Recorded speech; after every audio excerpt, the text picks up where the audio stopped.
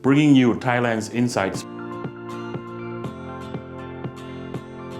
Special, exclusive, in-depth,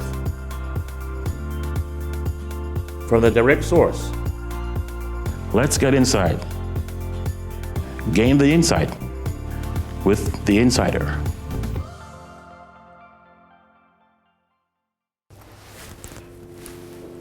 Swadikap, Trasvichie, and welcome to a special episode of The Insider. In 1897, King Chulalongkorn met with Tsar Nicholas II in Russia. It has taken several months for the Siamese king to travel 8,000 kilometers to visit his friend.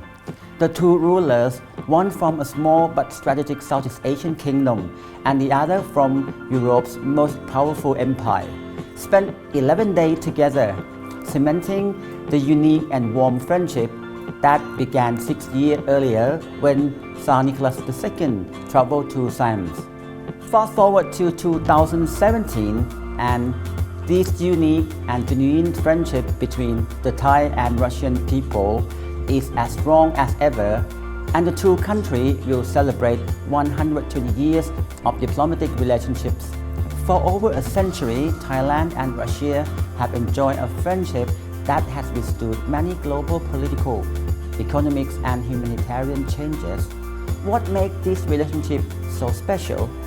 What are the foundations of this deep understanding between our two countries? Today, we are very honored to have Russia Ambassador to Thailand as our special guest, His Excellency Mr. Kirill Barsky.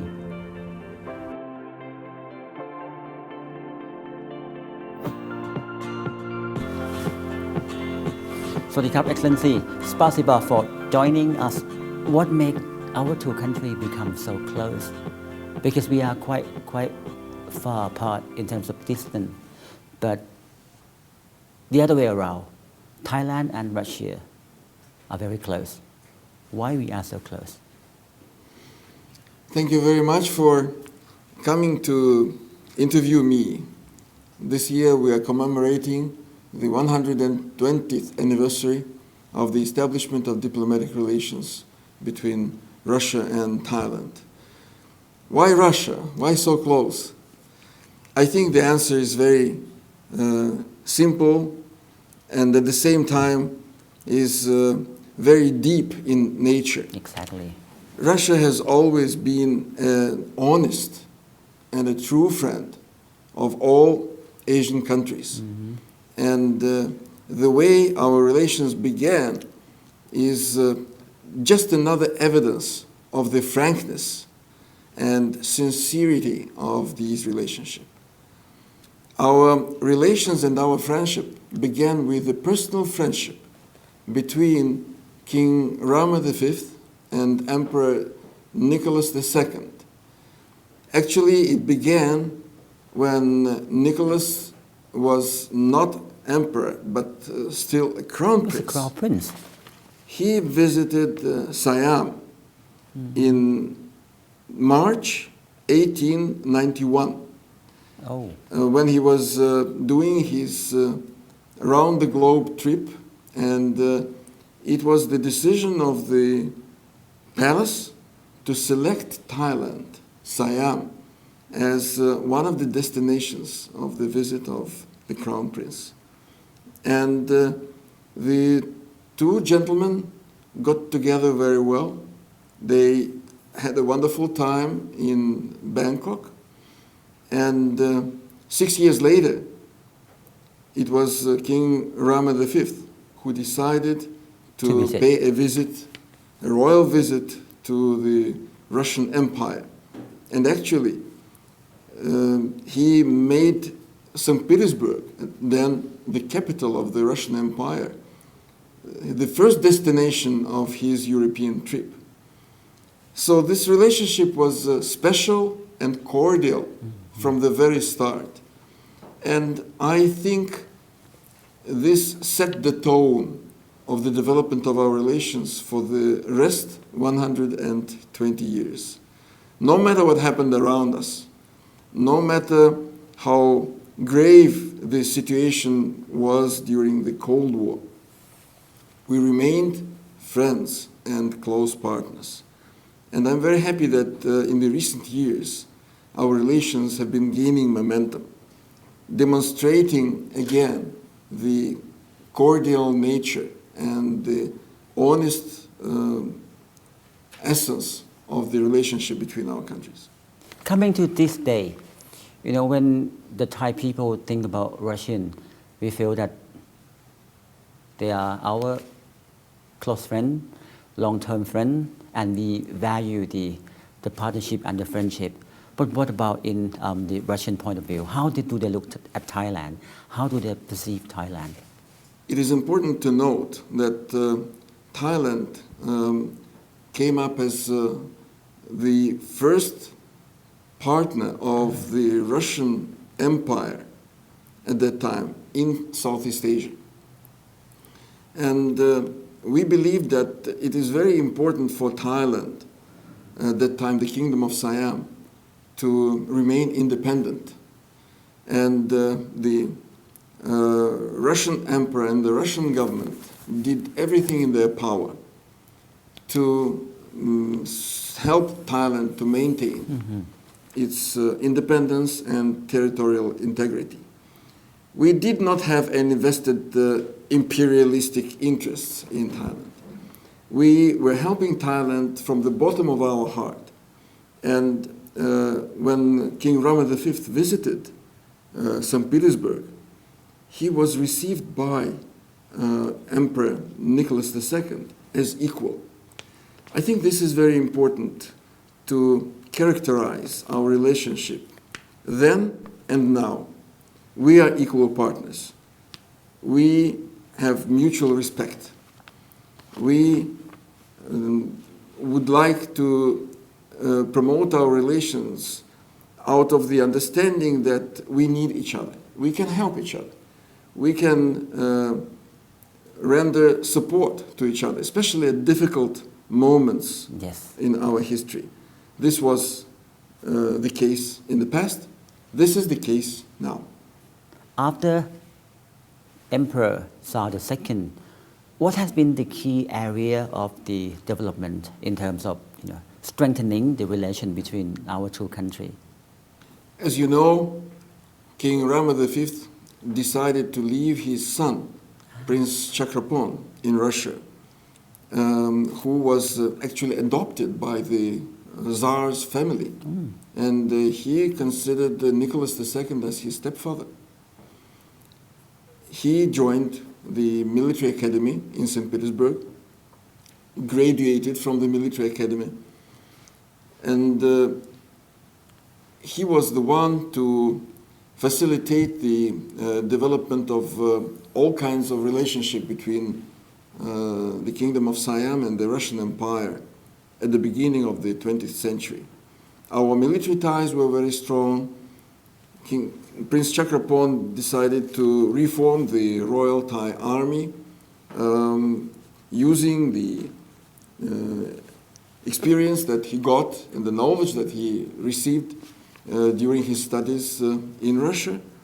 And at that time, Russia was invited as a broker between the Kingdom of Siam and France, and acted as a mediator in the negotiations on the border issues between the Kingdom of Siam and the French Indochina.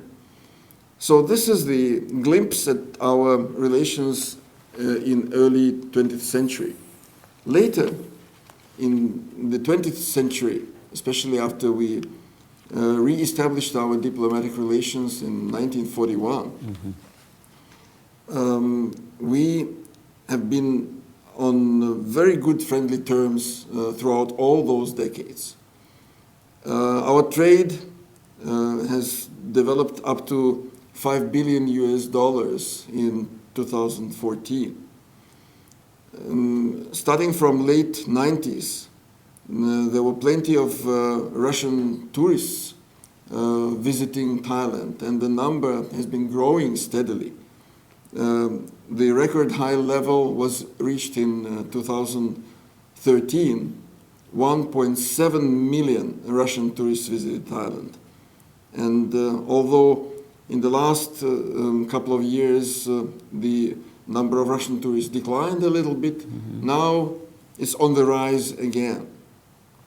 So this is how our practical relations developed in the last years. But starting from 2014, the leaders of the two countries took a strategic decision to intensify dialogue and cooperation between our two nations on many fronts: political dialogue, economic cooperation, trade relations, cultural exchanges, foreign policy coordination, people-to-people contacts, just to name a few.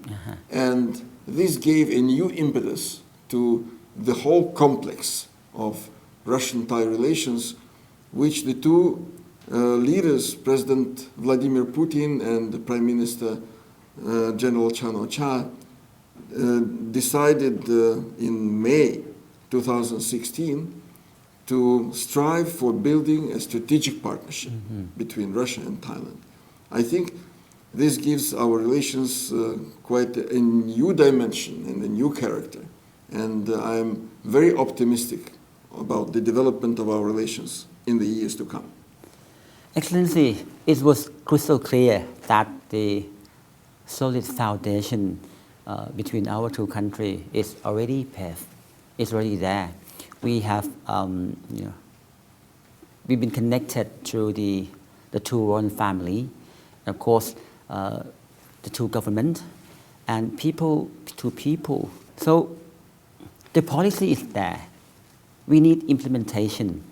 We need to say what area of cooperation that can be started or resumed as soon as possible. So what potential do you see Thailand for for cooperation between our two countries? Russia and Thailand are big countries, and we have big economies. And therefore, the potential of our cooperation is really enormous. I would highlight several. First of all, we have really a huge potential of trade and investment cooperation. The Russian companies are very interested in finding new partners and investing in promising projects in the ASEAN countries. And we are ready to cooperate in bringing down the barriers on the way of bilateral cooperation and investment. It is very important that Russia is doing this not only on its own behalf, but also together with the other member states of the Eurasian Economic Union, which was established in January 2015. And I very warmly welcome the application of the Thai government to kickstart negotiations on a free trade agreement between Thailand and the Eurasian Economic Union. Once signed, this agreement will pave way to enhanced trade exchanges and investment cooperation between our countries. Another important area is energy. Russia has abundant resources of oil, gas. We build most sophisticated and most safe nuclear power stations around the globe. We are good at tapping the potential of alternative sources of energy. This is why it was decided during the talks between our two prime ministers in May last year to set up a new working group on energy Another important area of cooperation between us is agriculture. Last year, we signed quite a few agreements and memorandum of understanding on cooperation in the field of agriculture. And there's quite a few still in the pipeline, but will be signed shortly. With signing these agreements and establishing practical contacts between our ministries of agriculture and between the private sector, we will open the new dimension of our cooperation. Thailand is known as the world's biggest producer of rice, natural rubber, tropical fruit. In the field of fishery, we are open to cooperation with Thailand, and we are welcoming investment from Thailand to the Russian Federation. And this is already happening. The CP Group has already invested over $1 billion in the Russian agricultural sector. And as far as I know, this company is going to continue with their strategy of expanding investment, building feed mills, swine factories, chicken farms, meat processing factories in the Russian Federation. We welcome this development, and I hope that other Thai companies will follow the example of the CP Group. The other way around, Russian companies are also interested in investing in the Thai agricultural sector. Yes. Recently, I visited the joint company in Hua Hin called Thai-Russian Sturgeon Farm Company. Sturgeon? Yes. Sturgeon. Sturgeon Farm. Alongside with the Royal Project in Doi Thanon, the province of Chiang Mai. Yes. This company is breeding sturgeon fish and will be ready to produce its own caviar, black caviar, believe it or not, in Thailand in a few years' time. So this project is a very successful one, and it is going to grow even bigger in the coming years. These examples are just to show you how vibrant are exchanges between Russia and Thailand in the agricultural field these days. Yet another area of our cooperation is science, technology, and innovations. That's very important. We have a lot to give to Thailand, offering our technology, our know-how, and also working together with the Thai science parks and scientific research centers to produce new sophisticated commodities which can be sold in Thailand, in other ASEAN countries, as well as in the global markets. We are preparing a draft intergovernmental agreement on cooperation in science, technology, and innovations, alongside with the program of science and technology cooperation. These two documents will be signed during the high-level visit this year. But the private sector of Russia and the private sector of Thailand have already begun contacts. I would like to draw your attention to the interest of the Amata Foundation in Thailand in luring the technology transfer and investment from Russia to its science parks. The same way the Russian Skolkovo, the famous innovation research complex, is very excited about cooperation with Thailand in such areas as biotechnology, nanotechnology, pharmaceuticals, etc. I would like to add to this list of promising areas of our cooperation defense cooperation. Russia is the biggest producers of one of the biggest producers of weapons and armaments in the world, and we can offer whatever Thailand wants to import. And the first examples of the supply of Sukhoi Superjet 100 airplanes, Mi-17 helicopters. We bought from Russia. Yes, show that this cooperation is needed by Thailand to enhance its capability of its armed forces, but we also can supply helicopters for the civil use. For example, disaster relief, humanitarian assistance, extinguishing forest fires, etc. I can tell you that cooperation in this area has very big potential, and actually the negotiations are already well underway. We have a very solid foundation of the relationship and the cooperation between our two countries. But this government, particularly under General Prayut Chan-o-cha policy, he would like to speed up all the process. Seems to me that there have been a lot of MOU been signed, a lot of agreements been agreed upon, but we need to see the tangible outcome.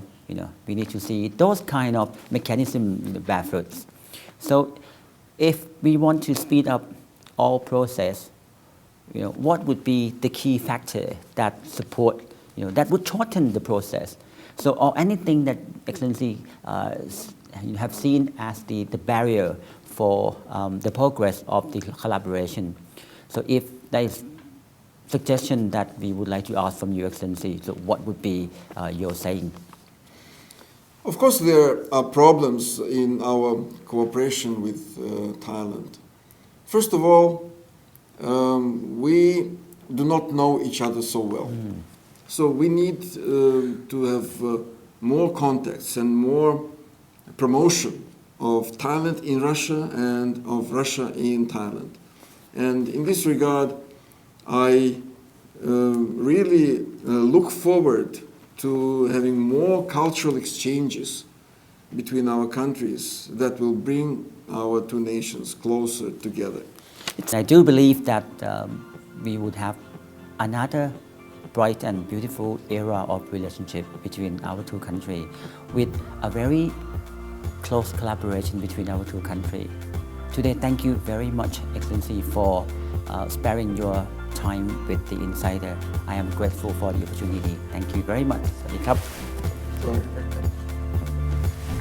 As Thailand and Russia will mark 120 years of diplomatic relations this year, we are very pleased to be celebrating a strategic partnership between our two countries, as well as genuine friendship between two peoples.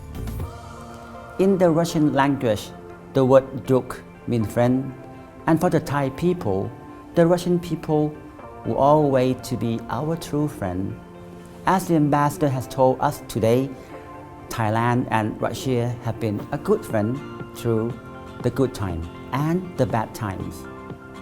And as the world is set to go through even more complex challenges in the years ahead, we are delighted to cherish this special friendship with our Russian friends.